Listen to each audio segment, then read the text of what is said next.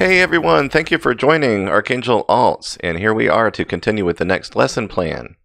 So very fun stuff, very cool stuff. It's fun, it's cool, and it's fun. So we have gone over our chart, we've gone over what indicators are, why we use them, and which ones that we use. And we've explained that lots of people have different preferences. A lot of people lean towards the moving average or the exponential moving average. We roll a little bit different around here. Find that the results kind of tend to speak for themselves as far as having a good reasoning behind things. Come back around here to feel, oh, Bitcoin, you cruel, cruel beast of a Bitcoin. We have gotten to our point of resistance so many times with this coin. We are at 314 and it's made it to 312 two different times and 310 once. Actually, twice now. Okay. The long climb, the long uphill climb. Oh, we have a beautiful example of a VWAP thing here, so I'm actually just going to provide that for you before moving on. Check this out right here. So, we were talking about the moving average and the volume averaged all together, and you can see this is just a classic example, and it's because I've got it set for such a long period of time. Happened a little bit over here and a little bit over here. The average volume was actually a little bit different through here. There was still plenty of volume, meaning the buying and selling was increasing at enough or sustaining at enough to where there was still plenty of room for it to sustain this price up here. But people continued to sell off. If that happens, eventually the volume is going to drop off. The average based on the price, see, it would stay here. Let's say if I bought $10, sold $10, bought $10, sold $10, bought $10, sold $10, the volume would continue to average the same. And if it did that for weeks and weeks and weeks on end, I mean, we would have a solid line eventually. And yet, people will still continue to go against that for whatever reasons, whether it's Bitcoin or other things. If there's a lot of sell-off volume, but it's about the same amount happening, then the price is going to average into that. Even though it's the same amount of volume sustaining itself, the value of the coin is going down while the volume is staying the same. So eventually, it's still going to reach that same point. So this is the reason I was explaining to you that it's not always just good enough. You have to have some kind of instinct or information, best of all, best if you have both, that is going to guide you in times where you're not sure that it's going to come back up. So this would be an example of where, gosh, well, I thought that the VWAP was going to, told me that when it hits a certain point, it's going to bounce back and it's going to go way up. In this case, because there was a continued sell for whatever the different parameters, whatever the different reasons, we'd see something on the stock RSI. We would see something on the MACD. We would probably see something in the volume to tell us, wow, we better wait this out and see how low this is actually going to go. Well, it went that low. And guess what? This is going to come back down. This is going to go up slightly. So that's my guess for that. But I tend to not wait around for something as long as those candles anyway. So we would have already had this information. See this little slope right here. So as I've described that, now I'm going to bring the stock RSI in, and we're going to look at that same 15-minute candle, and you're going to see how those kind of interact. Okay, this signaled exactly what we see there. The buy-in time continued far past our 80 line. This is our kind of where it's going over bought. If it goes too high, gets close to this or continues to go over, expect a reversal and for it to start selling off. And same down here, this is our 20 line. Usually if it's as low as this, it's going to start going up pretty soon. If it's as high as this, it's going to start going down pretty soon. So we look at that information, and sure enough, if we were in here and we're thinking, this might be a good buy time, stock RSI would say, you might want to rethink that. Moving averages are saying something totally different there. Relative strength is low. It's going lower. Pretty interesting, huh? So you can see in this case, this was accurate. This was helpful. This you could, if you were paying attention, yes, this was helpful too. This you may have been a little wishy-washy on because it is a long candle period of time. And as this was going far beyond our 80, our kind of rule for the index starting to go way too far into the overrating its value, it was also going way too far over the volume. So that snapback makes sense. But this was really telling. It dropped way below the 20. I mean, this is, even this range, what you would expect to see a reversal. It didn't happen. And so this would have been a good example to say, you know what, I'm going to wait until stochastics and volume weighted both agree with what I should do. Now, when it all came together down here, honestly, I'm not sure that that would have been a good idea to go in there either. But we did get indication that that would be okay. So, after you see something as drastic as this, and you don't know what's coming next, you can assume that the reversal is coming. But look at that. It kept going down all the way down to there. So it wasn't done yet. So that was, this double bounce that happened down here. And so by the time we did go up, yeah, it gave you accurate information. What does that look like if we come to the 1 minute? Okay, a little bit more sketchy. But as you can see, it tracked it all the way up and all the way down. So tons of information that happened all in that period of time. Isn't that amazing? And look, I mean, it stayed with it through here, stayed with it through here, stayed with it through here. All along, this came down with this, and it went up with this. So it's a matter of, people will parse this information and interpret it towards their end goals. And so a lot of times they will read it wrong because they want it to say something that it may or may not necessarily say. And that's all right. That's okay. That's how we learn. That's human nature. So now we add our Bollinger in. And, you're starting to see, wow, it's a wacky mix of candles and Morse code and, wavy lines everywhere. And our VWAP is all wobbly. And the stochastics up and down, but this isn't up and down. Why is it doing that? And this is a great example right here where it looks like this is all going up and our stochastics are just going up and down and up and down. You would think that it would be doing, exactly the same shape up here. That's what makes stochastics good. It's kind of telling you the value of that position in relation to what it would normally be doing. It's a different oscillation altogether. And then we have this where, we can see very clear up and down, red and green, the positive and negative movement of the volume as it relates to where our moving average is. So lots of just confirming information. You would think that all of this information together would make it to where you just never mess anything up. And isn't it amazing just how challenging this stuff actually is?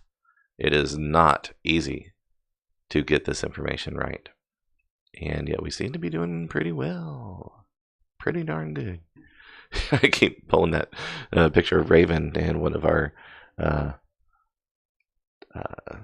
spreadsheets. Okay. So what we're looking at here is an overview of using all of these different indicators together. And that's kind of what I'm already providing for you just in this explanation. I think that I'm going to go back to Bitcoin just to make it easy if it does happen to move more than your average coin. You'll be able to see more of the effect, the impact that it has on that. So, well, certainly a good example of extreme ups and downs through here. So we'll kind of open up that range over here. So we have our Bollinger Bands. And as we're making our movement, this is the average through here. And you can see over time what the expectation is of the shape of the Bollinger Band. Remember, if you think of it as a rubber band that's being stretched, eventually it is going to have too much tension and pull itself back together closer. So you're always expecting that coming together, that the bands will get narrower and narrower and narrower as the value of the coin is getting more accurate. Bitcoin absolutely does go through times of extremely narrow Bollinger Bands, but lower volume will tend to do it more often, where when you get enough of those Morse codes that we're always talking about, it'll actually look like it closes the band completely. Like it'll go from being open around here to like completely closing over time. With Bitcoin, obviously, you get something of a more consistent range it's doing the same amount of up and down for long periods of time before somebody does something dramatic, has a lot to sell off, something bad happens in the news, and they were planning on selling it off anyway. A combination of different things. So with the Bollinger Bands, we tend to see, if it was a perfect case scenario, nothing different from the textbook Bollinger Bands movement, what we would expect to see is that it'll keep going up until it breaches the top of the Bollinger Band. This is a little bit of an extreme, but we're looking at a longer period of time. So it broke the top of the Bollinger Bands. I'm going to expect a reversal. And sure enough, within that same 30-minute candle, we start to have the reversal. Now, this was an extreme, but, thank you for the perfect example. So it, way broke the bottom of the Bollinger Bands, and so there's the reversal. It came back up. Well, what are we expecting to see happen? Well, there's always a line of support and resistance that are being tested to some extent. But what we expect to see is that it should be coming right around to that white line. And the yellow line, our VWAP, would be saying exactly the same thing if they were set to the same length of time for averaging. But keep in mind, it's always taking the price and the volume and putting those two ideas together, putting those two values together. So through here, because there was an excess of buying, the value of that volume is higher than the average price. Does that make sense? Yes, it does. So this is what would be expected, but it's slightly higher because people overbought. Very, very, very, very cool. So then we have the effect of this. There was a lot of volume, and it was negative volume. But there was a reversal. People started buying back in. So that evened out, but eventually came down lower than what the average was because we had now oversold. It's now way too far beneath what the average value should be. So do you see how it's also a self-fulfilling prophecy? It does dictate, if you have thousands or millions of people expecting to see something happen because the charts are telling them that it's so likely to happen, then it's likely going to happen. They're going to react in a logical way. So it's very cool how it works that way. So once again, you see, when you breach the bottom of the Bollinger Bands, you expect to see it snap and go in a different direction. That doesn't guarantee that what's going to happen in here. So you watch and you wait and you compare that to these other things going on. So once again, in classic form, here's an example over here where the stock RSI was in agreement with the Bollinger Bands. It's broken the bottom of the Bollinger Bands, and it's at our lowest point, just about as low as it can go on our relative strength. It's well below saying that it's time to buy in. So when they cross, that's kind of an indication that it's a good time to buy. That would have been maybe a little bit late. I can't quite tell, but it's okay. I mean, that's definitely the idea. So, let's say that this is our buy-in point, and it kept tracking pretty well. Now, somewhere around here might not be a bad idea to go ahead and sell and take a profit from here to here. This is not probably actually enough. Let's see, 34, 44. Oh yeah, that would be plenty. Okay. So yes, there was a good profit to be made in there at that time. So as the value is coming down here, you can see the Bollinger Bands were averaging up there, and they're kind of coming down. They take their time, smoothly coming over here. Here is a crossover point. And what I find very interesting is we can see, the lull here in the positive moving MACD. We can see that the relative strength is sitting almost perfectly at 50.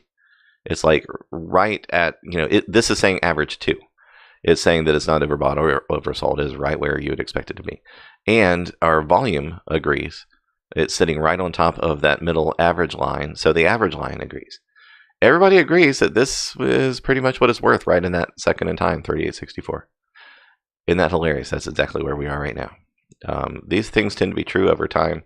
When I talk about the 38.50 being the thing that it needs to test for about a solid week straight without going crazy in either direction, that didn't really come from analysis. But it could be, and it should be, and that's probably what we would find if we looked at 38.50, 38, 60, 70, 80, and then the times that it's been well below that, we would probably get that exact average. It's just from watching everything compared to Bitcoin all the time, it kind of lends me, it says, this is what I'm worth.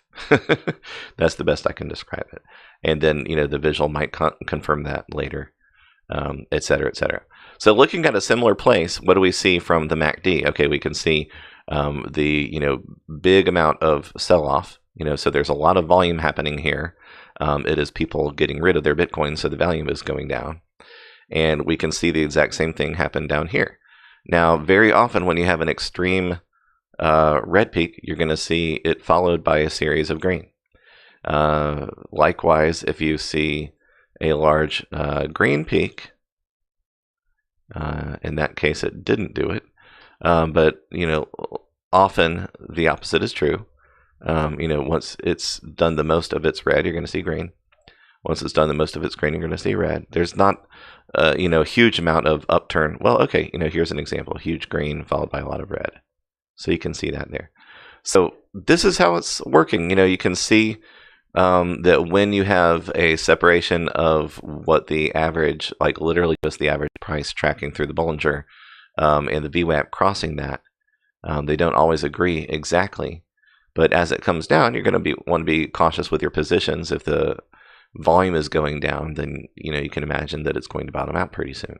Once this gets away from it, this is now going down much further, much quicker than your VWAP is going down, and you've broken the bottom of the Bollinger, and this has said, I've reached my bottom point, I'm coming up, and et cetera, et cetera, et cetera. This might be a really risky time to test something, because we have, especially in crypto, we have a lot of double downs. We have a lot of things that don't continue their own pattern because Bitcoin makes a huge shift that wasn't expected, and so that affects other coins. But those things were confirming that, and people that just focus a lot on volume, you have a confirmation here. There's a whole lot of volume coming from that sell-off, that was worth a lot of money, that did a lot of activity that way, and it's going to trigger, that bounce back. This is too cheap to pass up. I'm going to buy in at 37.72. Sure enough, 37.72, if you were to hold that until 38.60, was a good move. It's $100 out of your, it's 1/38 the whole entire value. So as this came up, your risk was kind of tapping out over here, but there's more to be done. So your stock RSI was not necessarily the only thing to look at. And if you waited here, you might get stuck in trying to decide, where is the value? Is it here? Is it here? I'm not sure. Once again, here with the VWAP, the longer that it's going further away in the high range, the more risk there is. And some would actually say, I go with the Bollingers at, let's say, 15 minutes or 30 minutes or whatever. Then they're going to wait until they see this gets as close to the top band as possible. Well, that band has been coming down for a while.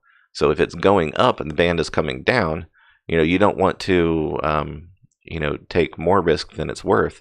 This could keep going. This could reverse, but it doesn't look like it's going to. So all points lead to the same decision here. You're a little bit, I would sell out before the crossover personally, and I would have gotten, just about as much as possible. If you waited until after that first crossover, you might have sold too quick there, but watching the candles, maybe you'd make a different decision. So all these guys, they confirm each other, and if one of them is vastly different than the other, you might want to look at things at the 6 hour, 4 hour, 2 hour, 30 minute, 15 minute. Get a feel for what is it really doing? What has it just been doing? What did it do over the past couple of days? And by the time you're down to the 1 minute, you can say, okay, yeah, I see what you're talking about. I see what you're talking about. Okay, that'll work that way. So this is what it's like when we're using all of our different indicators all together. I don't always feel the need to have the stock RSI on. And if I want to see more of this guy, then, I might do that. But, it's a complex market, and it definitely makes sense to use as much information as possible. Sometimes, I got to clear the brain, got to clear, the visuals, and I just want to have my volume and VWAP. And especially when I do that rapid fire, for whatever reason, we have tended to be ridiculously accurate with it. It just don't make a lot of sense. But we're going to incorporate it more because it's just, the measurements, it is what it is. So this gives you an overview of what it's like using your volume, your MACD, your Bollinger, your stock RSI, and your VWAP all together. You see, what we're looking at right here. We see your volume, we see your MACD, we see your stock RSI. We see our charts with our candles, And we see the Bollinger overlapping those, giving us an average, giving us a top break, bottom break, snap your bands. When they get too far, there's too much tension, they're going to pull back in towards the center median. And then we see the different way that the volume weighted average price traces over that middle Bollinger line. They're always going to come to some kind of agreement, some kind of consensus somewhere towards the middle around the average. But the difference in that traveling volume, averaging the volume together with the price together, gives you a lot of information you would not have otherwise. And it tells you some pretty important details about what the price is going to do.